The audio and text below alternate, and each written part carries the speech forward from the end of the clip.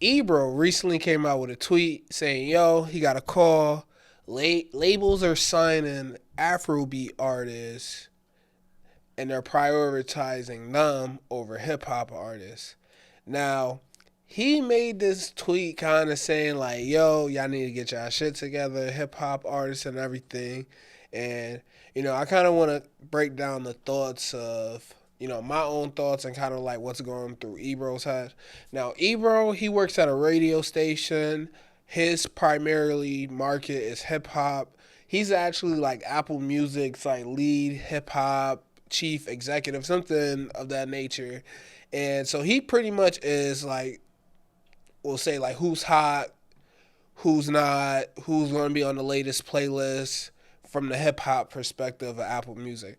So for him, he's kind of like, yo, our market is going to get pushed down. Secondly, because all these labels, they figure, yo, with an Afrobeat artist, they can reach more internationally.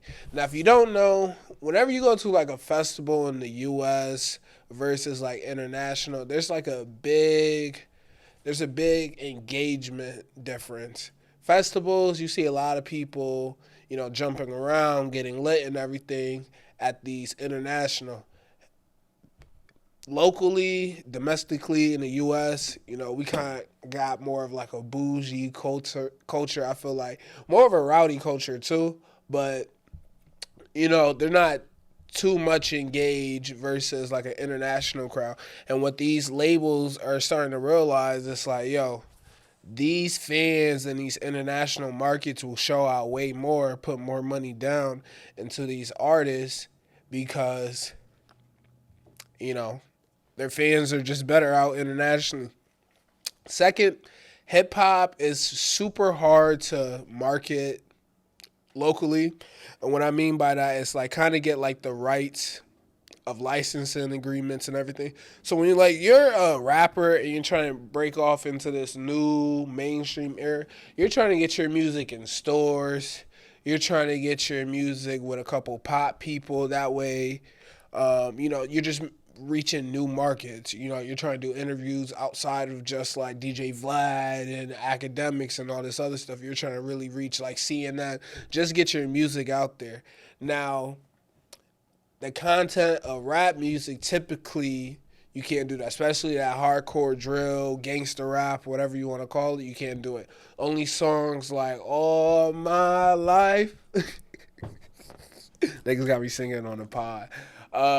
Songs like that are really like commercial ready for that, like that white market and all these other things. Those songs will get further business wise versus, a Boston Richie song that's talking about trapping and serving and all that stuff like that. But don't get me wrong, you got artists like Future and everything that go on all these 2K games and all that stuff too.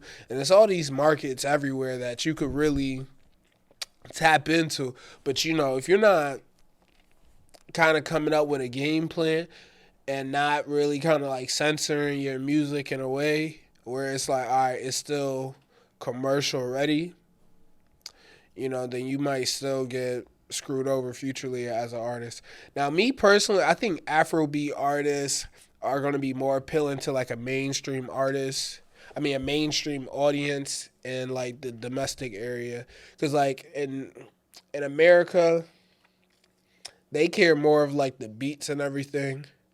Like they'll ride out more on that, but like if they just got consistent cussing or consistent bleeping out of like radio cuts, it's kind of hard to put that in Aeropostale or American Eagle, all these like markets like that. And that's why I try to tell people like artists, like if you're trying to get out into the mainstream, you gotta think how does this song sound being played in the American Eagle, Aeropostale? Are people gonna, react to it a certain type of way?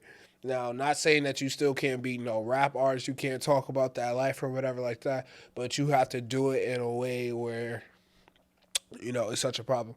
Now, that's like my primary thing because I feel like that's where a lot of hip hop artists lack, trying to tap into those new markets.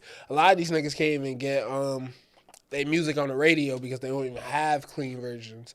And the one that they do, like, it's getting chopped up, screwed, in all these different ways. It sounds like a whole different other songs. And I'm wondering, like, are hip hop artists in trouble because of this? I think Afrobeat aesthetically won't last too long in like urban environment. Like, don't get me wrong, like where I'm from, there is like there's like a pretty big African culture, and there's people that keep it going, just like there is a hip hop, but it could be like a niche to urban market, and more of like a main. Like right now, I see it like dominating TikTok with the Afrobeat, but who knows? We really have to see as time goes on. Like, this is really Afrobeat's like first 2 years of really like dominating. Like not even dominating the charts, but like really hitting the charts in the U.S. market and getting respected. Because like Burna Boy, he just sold out Houston for the first time, and like I think one of the biggest arenas in there. So like Afrobeat is coming. Latin music is coming. I think Latin, that language barrier is going to be a issue. I think it being a whole entire different language is going to be a problem. And don't get me wrong, too. I believe Burna Boy is speaking a different language, too, for certain songs.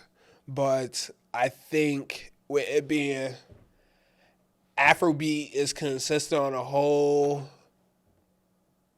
continent, it'll be more of like English speaking because it's like more translatable between like the whole content. I don't know. I might be chatting on that. Let me know. But let me know what you guys think in the comments on